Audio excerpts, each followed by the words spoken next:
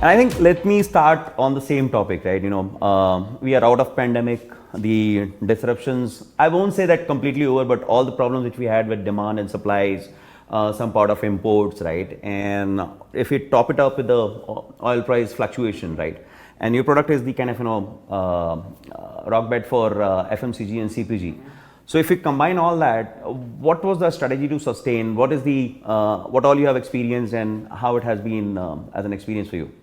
So before the pandemic set in, during the time of the lockdowns, we did face a lot of issues in terms of logistical operations. Yeah. And the first 1 month was a little challenging for us, but the government also kicked in and helped us out. And they streamlined a lot of processes, formalities, which made it easier for us. And then we were up and going within a month's time. Right. So that helped us a lot. And that being said, we did face other issues in terms of supply chain management and whatnot. But we were able to come up with new innovative methods of overcoming these obstacles. And in due course, we managed to overcome it and we prevailed. And you want to briefly touch on the price fluctuation, the oil price side of it, or that's part and parcel of the industry? See, it's part and parcel of an industry. It is a commodity end of the day. Just like any other commodity, fluctuations are part of the terrain. And we have a system where we study the market on a regular basis and we take a call depending on the market movements. And so, like always, it has never been because of the pandemic, we did not face any major challenges, just slight shifts here and there, right. But nothing that we couldn't overcome. Right. We were able to hang in there. Right. Thank you.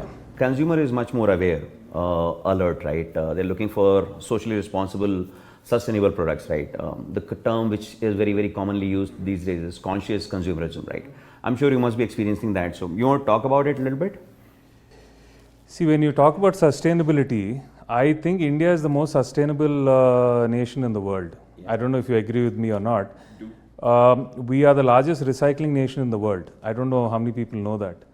And it is there in our culture, it is there in our system. We are not used to the use and throw kind of a culture. Preserve it, yeah. Yeah, we like to preserve it, we like to hang on to things, and and that comes into our manufacturing process also. So when you talk about sustainability, right from the point of handing over the seedlings to the farmers, to the end consumer, I can give you a route map on how from where to where it was procured and where it was manufactured and where it was sent. So in that regards, I think we are very sustainable and we've been following the practices irrespective of international norms. So it has been easy for us to say that we follow it because we've always been following it. It didn't take us any effort, extraordinary effort to get into it.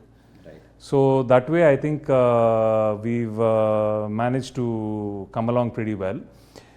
We've also, along the years, we've also incorporated certain processes which reduced our carbon footprint.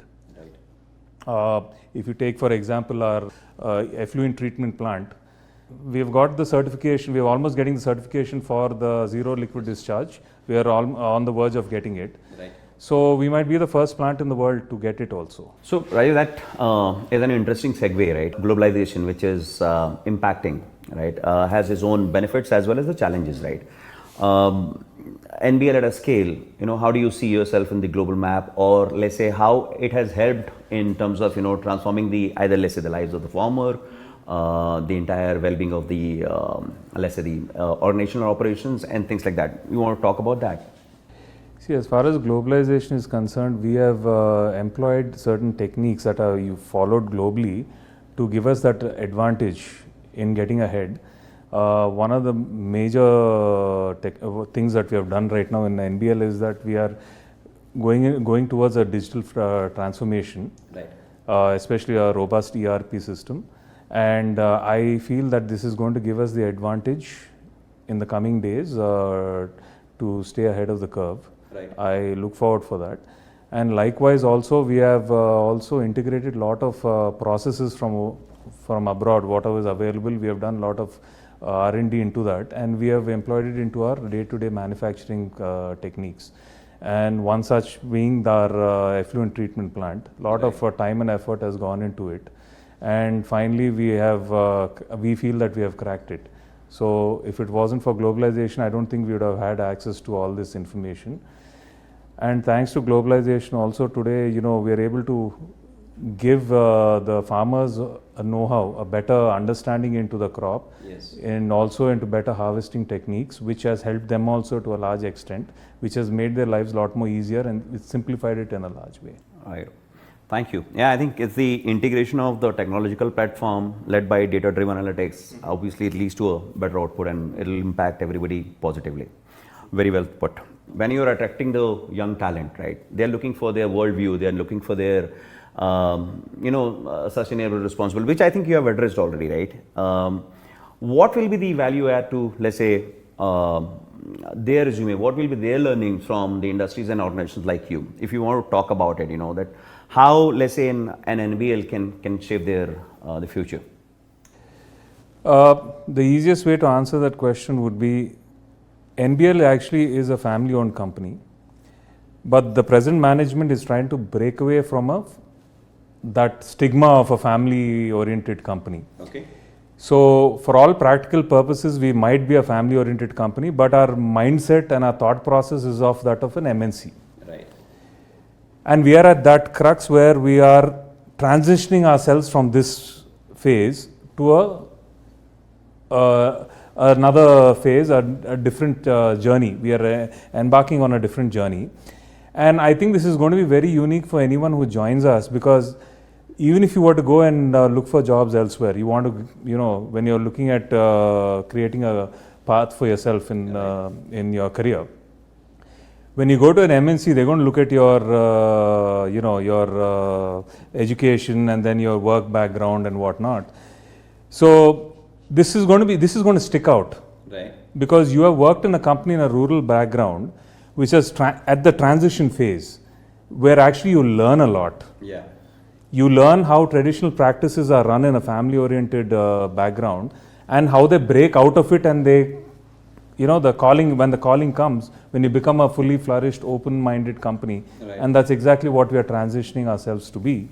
And I think there's a lot of learning involved in this process, in this journey, and this is going to benefit a lot of young talent. Right. And and a lot of people are not going to get this opportunity. Oh yes. Because such companies are not there anymore. Okay. They are actually coming down in numbers. Right. And we are one of the few people. Yeah. And so I think it will be a great opportunity for anyone who wants to, take advantage of this situation, and I think it will work out for them and for us as well. No, I think you have put it like in totality, right? Totally, completely comprehensive, right? Industry which is transforming, agriculture which is getting digitized, the induction of the processes and the transformation through technology, and a data-driven analytical approach towards the business, right? I think anyone who becomes part of the journey would be very, very, lucky and would be learning a lot, not only in your organization but in the entire industry. So, thank you very much for your time today, and thank you for taking all the question and answering it in your style. Actually, going to be a very intriguing phase, and when the entire things are opening up, we are all set for this technological transformation and the market kind of expanding. So looking forward to it. One more time, thank you very much, and much appreciate your time today. Thank you very much, Shekhar.